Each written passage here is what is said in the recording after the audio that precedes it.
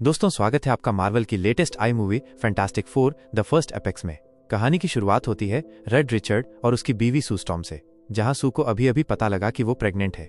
Read और सू pregnancy के लिए ट्राई कर करके हार मान चुके थे और इसीलिए ये खबर उनके लिए बहुत ही खुशी वाली थी। पर रीड सोच में पड़ गया कि कहीं हमारा ये बच्चा भी हमारी तरह स्पेशल पावर्स वाला न हो। तो हमारे सामने आता है कि 4 साल पहले रीड का बेस्ट फ्रेंड बेन और सू का भाई जॉनी स्पेस में एक्सप्लोरेशन के लिए गए थे, पर वहां उनकी शिप एक कॉस्मिक स्टॉर्म के साथ टकरा गई जिसने उनके शरीर को पूरी तरह बदल दिया। उन लोगों को सुपर पावर्स मिल गए। बेन की बॉडी रॉक जैसी बन गई थी, जॉनी का पूरा शरीर आग जैसा बन गया, उसे लोग ह्यूमन टॉर्च कहने लगे। रीड की बॉडी रबर जैसी स्ट्रेच हो जाती थी, तो सू इनविजिबल होने के साथ साथ फोर्स फील्ड क्रिएट कर सकती है। उनकी टीम का नाम पड़ा फैंटास्टिक फोर। उन लोगों ने दुनिया को कई खतरों से बचाया। रीड एक बहुत ही इंटेलिजेंट साइंटिस्ट था, तो सू पॉलिटिकली सारी कंट्रीज को साथ ला दुनिया में शांति लाने की कोशिश कर रही है। उसने अंडरग्राउंड वर्ल्ड के लीडर हार्वे के साथ भी समझौता कर लिया। पूरी दुनिया फैंटास्टिक फोर से प्यार करती है। तो अभी इस वक्त जॉनी और बेन डिनर के लिए रीड और सू का वेट कर रहे थे, जो पहली बार संडे डिनर के लिए लेट हो गए हैं। बेन सू और रीड का चेहरा देखकर ही समझ गया कि सू प्रेग्नेंट है। सब लोग सेलिब्रेट करने लगे। पूरी दुनिया को भी ये खबर दे दी जाती है। उनके पूरे घर को बेबी प्रूफ कर दिया गया। सब लोग यही सोच रहे हैं कि क्या बेबी के पास भी सुपर पावर्स होंगी। रीड इसी चीज की रिसर्च कर रहा है। तो इसी के साथ साथ उन्हें स्पेस से कई नई ट्रांसमिशन मिल रही थी। रीड टेलीपोर्टेशन पे भी रिसर्च कर रहा है। वो एक अंडे को टेलीपोर्ट कर पा रहा था, पर इसके लिए बहुत ही ज्यादा एनर्जी लग रही थी। जिसके बाद जॉनी स्पेस से आई ट्रांसमिशन सुनने लगा। ये किसी और ही लैंग्वेज में थी। तो सू ने उनके रोबोट हर्बी को बच्चे का क्रिप बनाते देखा। वो रीड को कहती है कि क्रिप तुम्हें बनाना चाहिए था, पर रीड कहता है कि मैंने ये बनाया, देखो इससे मैं टेस्ट कर पाऊंगा कि बच्चा नॉर्मल है या नहीं। सू इन टेस्ट से तंग आ चुकी थी कि हमने बहुत टेस्ट कर लिए, बच्चा नॉर्मल है। वो यहाँ अपनी बॉडी को हल्का सा इनविजिबल कर रीड को उनका बेबी दिखाती है, जो बिल्कुल ही नॉर्मल नजर आ रहा था। जिसके साथ रीड ने आसपास के सभी छोटे मोटे क्रिमिनल्स को भी अरेस्ट करवा दिया। वो पूरी दुनिया को ही बेबी प्रूफ करने में लग गया था। पर तभी स्पेस से उनकी तरफ कोई आया। जॉनी पास जाके देखता है तो ये एक औरत थी। इस सिल्वर सर्फर ने टाइम स्क्वायर के सामने जा फैंटास्टिक फोर से पूछा कि क्या तुम लोग इस प्लैनेट के प्रोटेक्टर्स हो। सू ने कहा हाँ। तो सिल्वर सर्फर बताती है कि तुम्हारा ये प्लैनेट जल्द ही खत्म हो जाएगा। तुम्हारे प्लैनेट को गैलेक्टस कंज्यूम कर जाएंगे, तो जितने दिन तुम्हारे पास बचे हैं उन्हें खुशी से जी लो। जो सुन जॉनी सिल्वर सर्फर के पीछे गया। वो उसका बोर्ड पकड़ लेता है। सिल्वर सर्फर उसे किसी और लैंग्वेज में कुछ बोलकर निकल गई। जिसके बाद रीड अपनी रिसर्च में लग जाता है। उसने देखा कि स्पेस में से कई प्लैनेट खत्म हो चुके हैं और उन सभी प्लैनेट्स में वो सिल्वर सर्फर जा चुकी थी। रीड कहता है कि इससे पहले गैलेक्टस यहाँ पहुंचे, हमें उस तक पहुंच जाना चाहिए। तो जॉनी कहता है कि उस लड़की ने मुझसे बात करी थी, वो बहुत ही काइंड तरीके से कुछ बोल रही थी। वो मेरे चेहरे के सामने थी। सबको पता चल गया कि जॉनी को वो लड़की पसंद आ गई है। तो जॉनी ने सू को बताया कि इन स्पेस से आई ट्रांसमिशंस में से एक ट्रांसमिशन बिल्कुल सिल्वर सर्फर की लैंग्वेज की तरह है।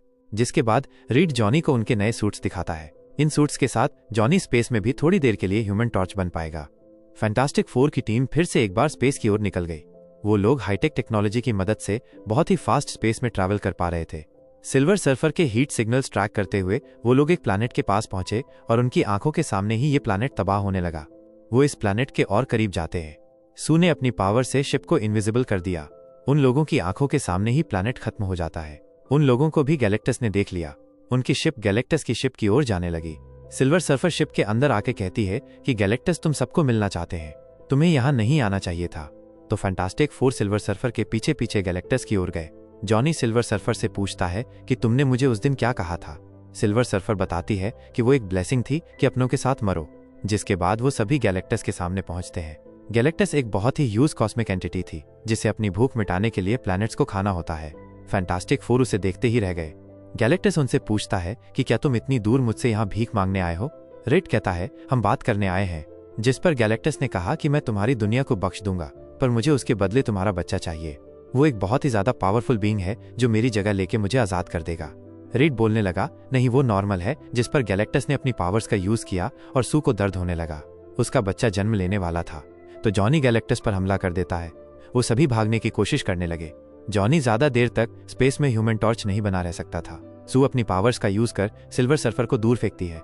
किसी तरह वो लोग अपनी शिप पर पहुंचे, पर सिल्वर सर्फर उनके पीछे ही थी।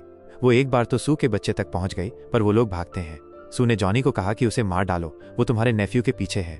जॉनी ने सिल्वर सर्फर पर बीम शूट की। सिल्वर सर्फर उनसे बच रही थी। रीड ने स्पेसशिप में एक ब्लैक होल के कोऑर्डिनेट्स डाले। वो लोग एक ब्लैक होल के पास पहुंच जाते हैं।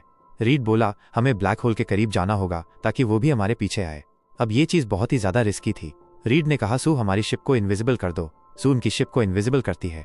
उनकी शिप का आधा पार्ट सिल्वर सर्फर के सामने ही ब्लैक होल के पास जा ब्लास्ट हो गया। वो भी उस ब्लैक होल में फंस जाती है। तो फैंटास्टिक फोर साइड से निकल गई और यहीं स्पेस में ही सू अपने बेटे को जन्म देती है। उन्होंने अपने बच्चे का नाम रखा फ्रैंकलिन। फैंटास्टिक फोर अपनी फैमिली के नए मेंबर को लेकर अर्थ पर पहुंचते हैं। अर्थ के सब लोग खुश थे। मीडिया वाले रीड से पूछते हैं कि आपने गैलेक्टस को कैसे हराया। रीड कहता है, हमने नहीं हराया, हमने उससे बात करने की कोशिश की, पर गैलेक्टस को हमारा बच्चा चाहिए। उसने कहा कि तुम अपना बच्चा दे दो और मैं अर्थ को बख्श दूंगा, जिसके लिए हमने मना कर दिया।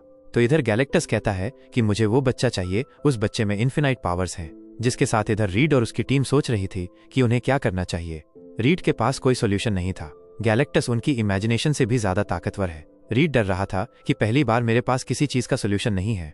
तो जॉनी ने सू को सिल्वर सर्फर और उसकी कॉन्वर्सेशन की रिकॉर्डिंग दिखाई। वो कहता है कि अब मेरे पास एक लाइन का मतलब है, मतलब मैं बाकी मैसेज को भी डिकोड कर सकता हूँ। तो इसी के साथ पूरी धरती डरी हुई थी।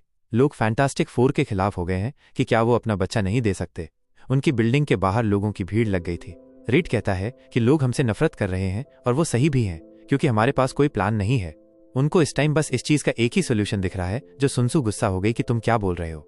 वो रोते फ्रैंकलिन को चुप कराती है। सू ने कहा कि मुझे पता है कि तुम्हारे दिमाग में क्या चल रहा है। रीड बोला, नहीं, मैं अपने बेटे को गैलेक्टस को कभी नहीं दूंगा। मेरा काम सोचना है। मैं बुरी बुरी चीजें सोचता हूं ताकि उनका सोल्यूशन निकाल सकूं। रीड कहता है कि मैं सब ठीक कर दूंगा। तो सू फ्रैंकलिन को ले लोगों के बीच पहुंच गई कि ये मेरा बेटा है फ्रैंकलिन। सू ने कहा कि मेरी मॉम हमेशा कहती थी कि सू, मैं तुम्हारे लिए जमीन आसमान दोनों को हिला दूंगी और वही मैं अपने बच्चे के लिए करूंगी। सू ने कहा कि मैं इस प्लैनेट के लिए अपने बच्चे को सेक्रीफाइस नहीं करूंगी और ना ही मैं अपने बच्चे के लिए इस प्लैनेट को सेक्रीफाइस करूंगी। हम लड़ेंगे, हम एक परिवार बनकर लड़ेंगे। तो सू की उस जमीन आसमान हिलाने वाली बात से रीड को एक आइडिया आया। वो कहता है कि हम अपनी अर्थ को ही एक ऐसी जगह मूव कर देंगे जहां गैलेक्टस नहीं आ सकता। रीड यहां उस अंडे की तरह पूरी अर्थ को मूव करने की बात कर रहा है। वो ऐसा करके अर्थ को इतनी दूर ले जाएगा जहां तक गैलेक्टस लाखों सालों तक नहीं आ सकता। तो इस चीज के लिए उन्होंने पूरी अर्थ में बड़े बड़े टावर्स बनाने शुरू कर दिए। उन्हें ये काम करने के लिए बहुत ज्यादा एनर्जी चाहिए थी। तो पूरी दुनिया में एनर्जी सेव करने के लिए लॉकडाउन लगने शुरू हो गए। जिसके साथ रीड फ्रैंकलिन से बात करने लगा कि मैं तुम्हारे बारे कुछ नहीं जानता और अब मैं जानने की कोशिश भी नहीं करूंगा। तुम खुद ही मुझे सब बता देना।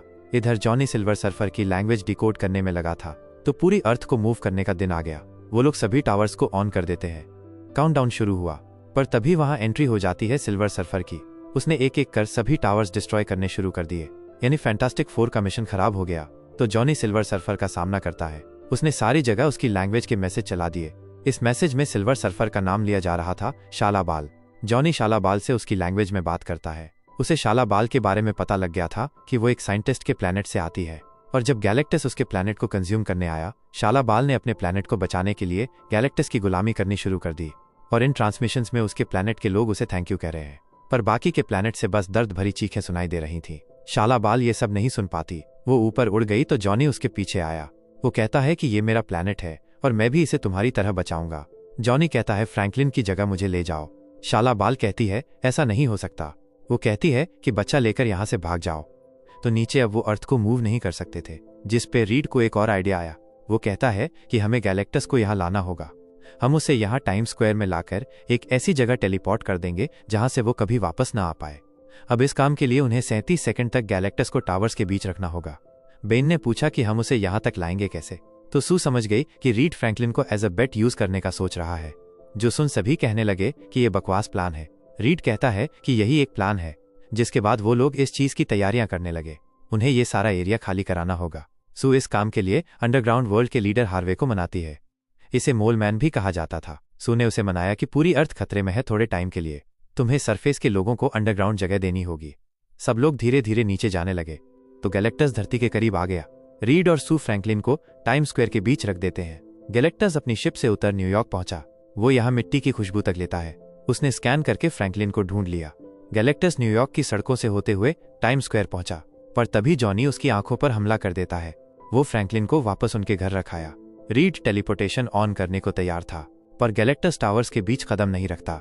वो पीछे हट गया। उसने फ्रैंकलिन को फैंटास्टिक फोर की बिल्डिंग में देख लिया। वो उसकी ओर बढ़ जाता है, जिस पर फैंटास्टिक फोर मिलकर गैलेक्टस को रोकने की कोशिश करते हैं, पर उनके सारे वार नाकाम साबित हुए। गैलेक्टस ने बेन को स्पेस में फेंक दिया। जॉनी उसको बचाने जाता है तो गैलेक्टस ने सू की कार को भी हाथ मार फेंक दिया। रीड जब गैलेक्टस पर हमला करने गया, गैलेक्टस ने उसे कीड़े की तरह पकड़कर स्ट्रेच करना शुरू कर दिया। रीड के कपड़े फटने शुरू हो जाते हैं। वो डर से चिल्ला रहा था। तो तभी वहां जॉनी और बेन आ गए। उन्होंने रीड को बचा लिया, पर गैलेक्टस जाकर फ्रैंकलिन को उठा लेता है। सू ने अपने बेटे को उसके पास देखा। वो अपनी पूरी पावर्स का यूज कर गैलेक्टस को रोकने में लग गई। अब सू अपने बच्चे को बचाने के लिए अपनी लिमिट से भी ज्यादा पावर यूज कर रही थी। वो गैलेक्टस को धकेल कर टाइम स्क्वायर के बीच ले आती है। रीड सू को रुकने को कह रहा था। सू ने कहा, मेरे बच्चे को बचाओ। उसे अपने बेटे के आगे कुछ नहीं दिख रहा। बेन एक बिल्डिंग तोड़ गैलेक्टस का बैलेंस बिगाड़ता है। जॉनी ने मशीन ऑन की तो रीड फ्रैंकलिन को बचाता है। सू ने अपनी पूरी ताकत लगा डाली। वो मरने वाली थी, पर अभी भी गैलेक्टस टेलीपोर्ट नहीं हुआ, जिस पर जॉनी अपने आप को सैक्रिफाइस करने वाला था। पर शाला बाल उसकी जगह ले गैलेक्टस को धक्का मार उसके साथ टेलीपोर्ट हो गई। तो सब लोग भागकर सू के पास गए। वो मर चुकी है। रीड ने उसे CPR देने की कोशिश की, कुछ भी काम नहीं करता। बेन रीड को रोकता है कि कोई फायदा नहीं। फ्रैंकलिन भी रोने लगा। रीड उसे सू के ऊपर बिठा देता है। तो यहीं हमारे सामने आई फ्रैंकलिन की पावर्स। उसने सू को वापस जिंदा कर दिया। सू हिलने लगी, उसकी सांसें दोबारा चलने लगी, जो देख फ्रैंकलिन क्लैप करने लगा। और इसी के साथ हमारी इस कहानी को मिली एक हैप्पी एंडिंग। पर दोस्तों, इस कहानी में एक मिड क्रेडिट सीन था, जिसमें 4 साल बाद जब सू फ्रैंकलिन को बुक पढ़ा रही होती है, वहां आ जाता है डॉक्टर डूम और हमारी कहानी होती है यहीं पर खत्म।